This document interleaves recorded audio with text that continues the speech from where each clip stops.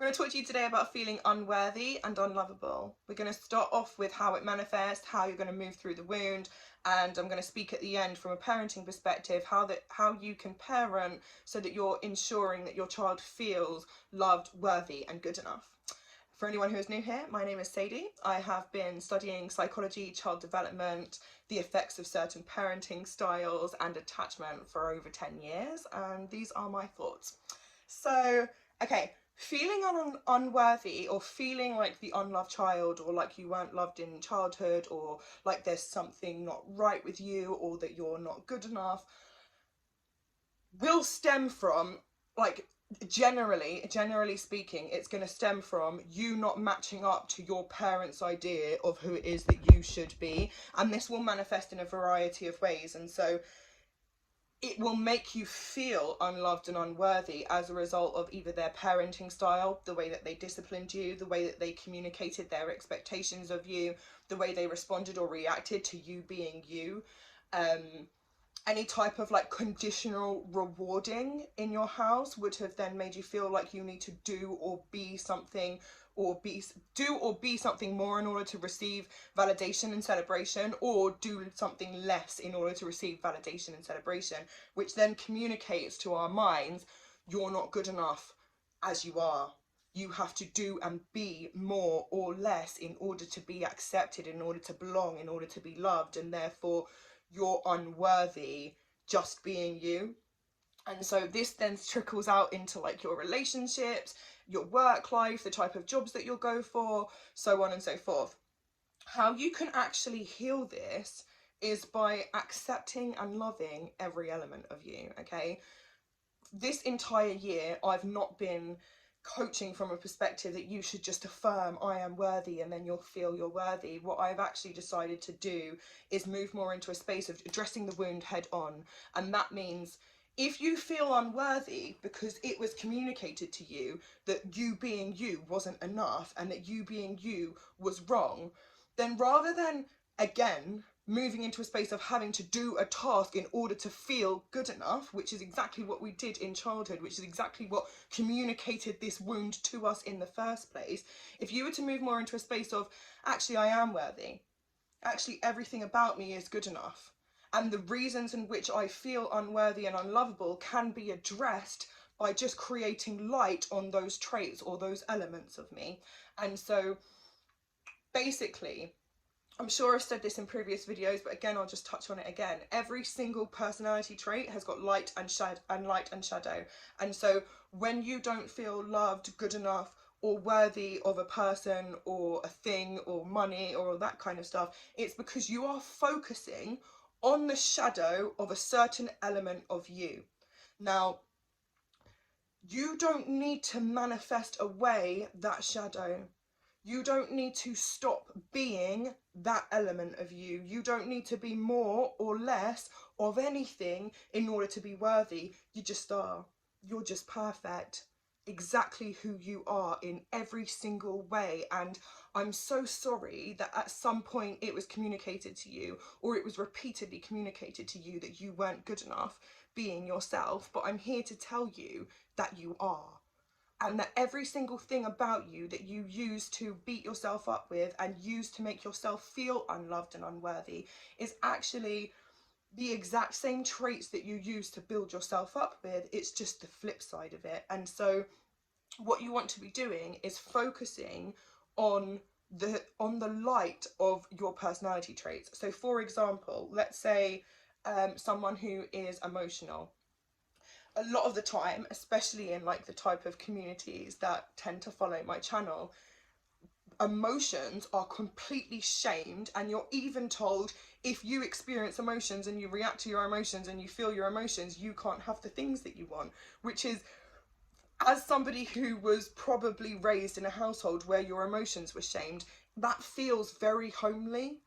And it's very easy for you to accept it as truth and move into a space of, okay, well, I'm just going to shy away from those parts of myself and I'm going to affirm that I'm somebody else, and then I'll be able to feel worthy. And actually, no, what if we actually look at the fact that your ability and your capacity to feel and experience emotions is also your ability and your capacity to feel empathy, which is what connects you with other people, which is what makes you help other people feel safe and make other people feel supported and make other people feel loved. And it's not all about them, but there is a positive to that trait of yours that you're trying to reject within you. And you'll even find that the people who try to reject that within you like the light of it. They like the flip side of that trait. It's just that the other half of it, they don't.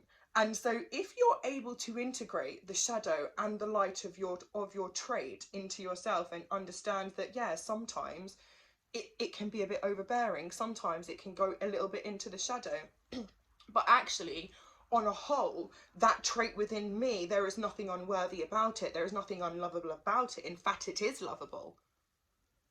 In fact, it is beautiful. In fact, it is special. And that goes for every single part of me and part of what makes me who I am.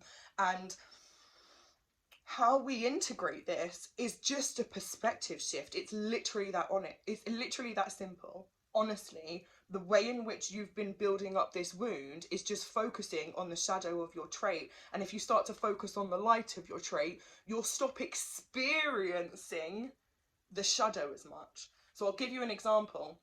I said in a few videos previously, like, I don't want to be doing this on other people's rhythm, like going with the algorithm and stuff like that. And I tried it for like however long I've been on YouTube, over a year, I think a year and a half I've been on YouTube. I tried to do it, well, I said in my mind I was going to be doing it the algorithm way, and I ran into so much resistance that I wasn't able to even upload consistently on a weekly basis, because I felt resistance. I either didn't have something to say, or it didn't feel powerful enough, or it didn't feel right, and I just kept finding myself into this weird state of not uploading a video even though I really, really wanted to, and then beating myself up about not uploading a video. The second I moved into a state of, I'm going to show up whenever the fuck I feel like because I'm good enough and I don't give a fuck about the algorithm, I've been able to post several times a week, more consistently than I ever have before. And it's because I just focused on the light of my trait, and now it flows. I'm not experiencing the shadow as much, and the reason why I'm not experiencing the shadow as much is because I'm not putting as much focus on it. We tend to put so much of the focus on the shadow of the trait that we don't get to actually experience or show up or embody the light of it, because what you focus on grows. Where your focus is the most important thing. And so if your focus moves from the shadow of your trait into the light of your trait, I'll give you an example. Let's say someone who, okay, well, let's go for a controlling trait. Someone who's really, really controlling. Okay, that would be the shadow of it. And the light of it would be someone who is really meticulous, someone who's really structured, someone who's really organized, someone who really knows what they want, someone who isn't afraid to go after what they want, someone who likes things perfect. And these can be amazing things. These can be very beneficial to you and your life. And when you focus on that element of that trait within yourself, you just completely understand that you are worthy. And the controlling element of it is massively reduced, because you're not placing all of the resistance on it needing to be the way that you want it and shaming and shading yourself for it. When you just show up as, do you know what, this is how I like things done, other people will then see that in you, and that's the way they will perceive that trait too. And that's just how it works. Once you feel good enough in every single element of you, everybody else will too. Okay? How you can actually do this, so like actual actionable steps for you to integrate your shadow and your light, is journaling or meditation or a coaching session for you to be able to talk this stuff out. If you've got quite an empathetic and an emotionally intelligent friend, you could also do it with a friend who might be able to reflect things back to you and help you see yourself from a different light. And the way in which you could go about journaling it is maybe writing a list of everything that you've ever rejected and shamed and shaded within yourself, or anything that's ever made you feel like you're not good enough, or anything that makes you feel unlovable, and then finding the positive. It's literally like when you're finding your negative thought, flipping it into a positive one. More often than not, simply just becoming aware of the light of your trait is like an epiphany. It's such an aha moment that it creates such an instant shift 9 times out of 10. You don't have to affirm it 10,000 times over. It's literally like the perspective shift. Boom. Now you understand that you're worthy in that trait. And it may take you a minute of dancing around feeling confident and comfortable there, and then shying back into feeling a little bit uncomfortable. But if you just keep putting yourself into that position of, no, I'm confident and I'm comfortable and I'm showing up as myself, and actually this is the way that I choose to look at this trait now, the worthiness is just, it's just there. It just is. You just are. You just know. It just is. It's that easy. There's no needing to affirm 10,000 times. There's no needing to do anything to be worthy. You don't have to do anything to be worthy. Just understand that you are. And that's how you do it. You shed light on who you are and stop rejecting and shaming yourself for it. Whatever that looks like to you. Okay? When it comes to parenting from this perspective and how to just ensure that your child knows that they're lovable, obviously tons of validation, but what I'd like to run home is that the validation shouldn't always be conditional. Okay, so you should just validate your kid just because it's Wednesday and it's 2 p.m. and you just feel like it, just because you're having your coffee, and why the hell not, just because you're waiting at the bus stop and the bus hasn't come. If you're waiting for a condition or a circumstance to align for you to then validate your child, what that does is subconsciously communicates to your children that they are worthy and validated and special when they do that thing, not when they just are. And so if we're talking about validating and helping your children understand that they're special in every single way, shape and form, it's about showing up consistently and validating them just because, complimenting them just because, reflecting back cool things that you see in them just because, and not waiting for a specific cue to do it. The other thing would be like conditional rewards. So like pocket money, birthday parties, birthday presents, the revoking of these things. That again subconsciously communicates to your child that they are worthy of gifts or money being spent on them, or money, or to be celebrated if, again, they match up to your idea of who it is that they should be. And then that segues me into reducing your expectations of who it is that they should be. Again, I think I said this in the abandonment wound video, and I think we'll elaborate on it here. You want to reduce your expectations of who they should be, because otherwise you don't allow them to be who they are, and then that communicates with them that they're not enough, that they should be something else, that they should be someone else, that if they were like this then they would be better.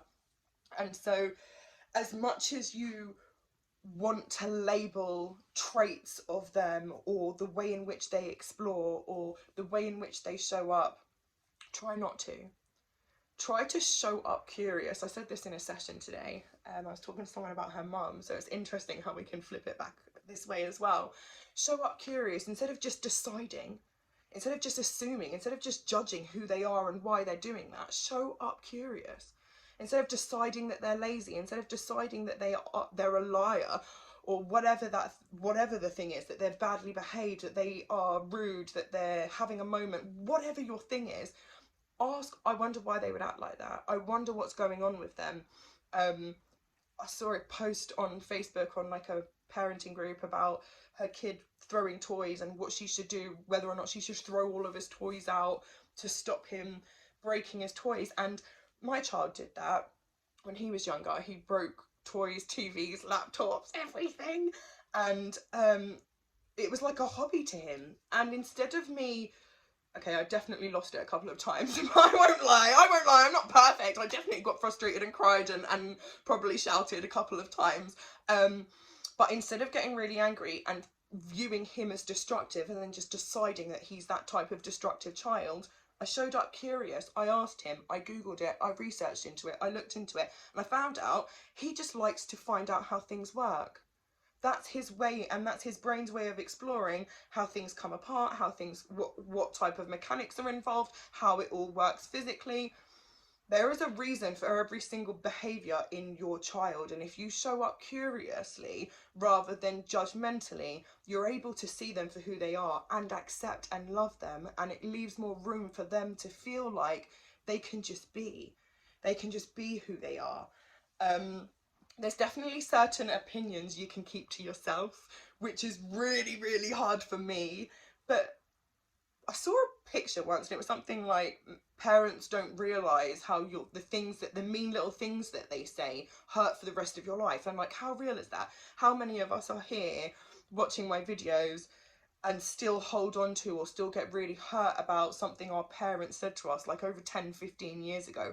Those things stick, and I want you to be really weary and aware of what it is that you're saying to your child and how it makes them feel about who they are and the decisions that they're making, and understand that while it's your job to guide them through life, it's not your job to guide them to be anyone specific.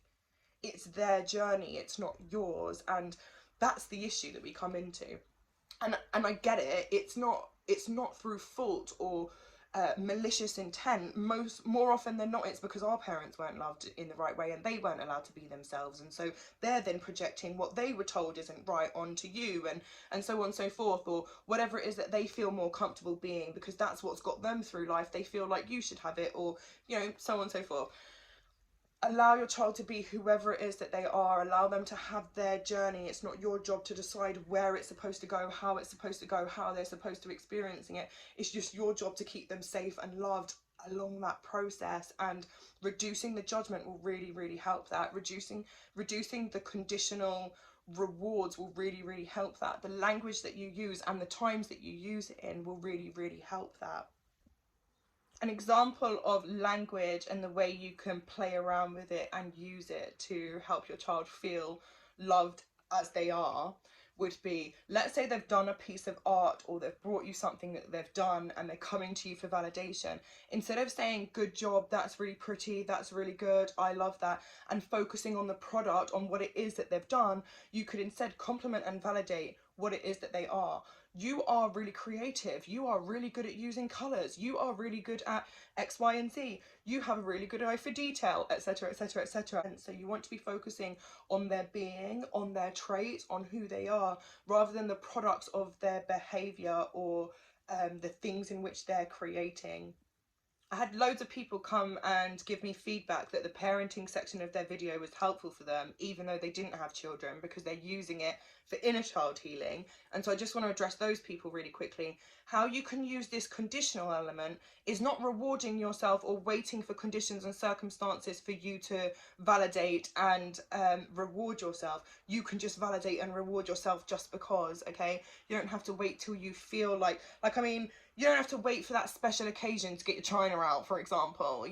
If you want to wear that sexy dress, go wear that sexy dress. If you want to go and spend that money on that really nice, expensive thing that you've been wanting to have, treat yourself, boo. You fucking deserve it. You don't have to wait for any moment. You are worthy and deserving of everything that you want. Compliments, money being spent on you, dates, holidays, whatever it is that you find difficult to give yourself or make yourself wait for, have it in this moment, because you're worthy in every single fucking moment.